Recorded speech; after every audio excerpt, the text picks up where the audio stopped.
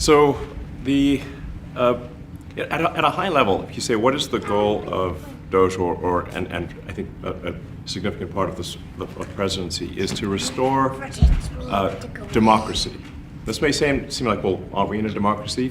Well, if you don't have a feedback loop, okay, we'd have to if you it's all right.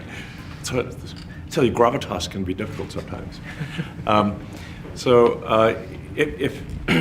If there's not a good feedback loop from the people to the government, and if you have rule of the bureaucrat, or if the bureaucracy is in charge, and then what meaning does democracy actually have? If the people cannot vote and have their will be decided by their elected representatives in the form of the president and the Senate and the House, then we don't live in a democracy, we live in a bureaucracy.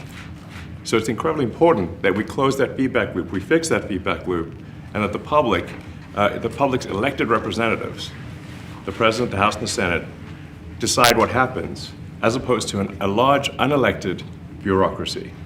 This is not to say that there are good people who are in the federal bureaucracy, but you can't have an autonomous federal bureaucracy. You have to have one that is responsive to the people. That's the whole point of a democracy. And if you looked at this, if you looked at the founders today and said, what do you think of the way things have turned out? Well, we have this unelected, fourth unconstitutional branch of government, which is the bureaucracy, which has, in a lot of ways, currently more power than any elected representative. And this is not something that people want, and it does not match the will of the people. So it's just something we've got to fix.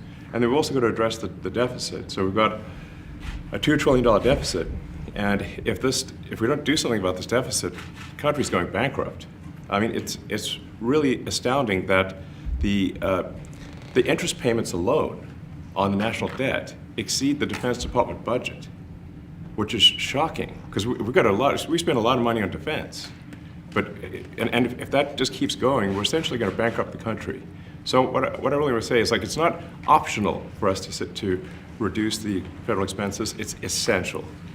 It's essential for America to remain solvent as a country, and it's essential for America to have the resources necessary to provide things to its citizens and not simply be servicing vast amounts of debt. And also, could you mention some of the things that your team has found, some of the crazy numbers, including the woman that walked away with about $30 million, right, et cetera? Well, we do find it sort of rather odd that there are quite a few people in the bureaucracy who have ostensibly a salary of a few $100,000, but somehow manage to accrue tens of millions of dollars in net worth while they are in that position, which is, what happened at USAID. We're just curious as to where it came from. Maybe they're very good at investing, in which case we should take their investment advice, perhaps. But just there seems to be mysteriously they get wealthy. We don't know why. Where does it come from? I think the reality is that they're getting wealthy at the taxpayer expense. That's the honest truth of it.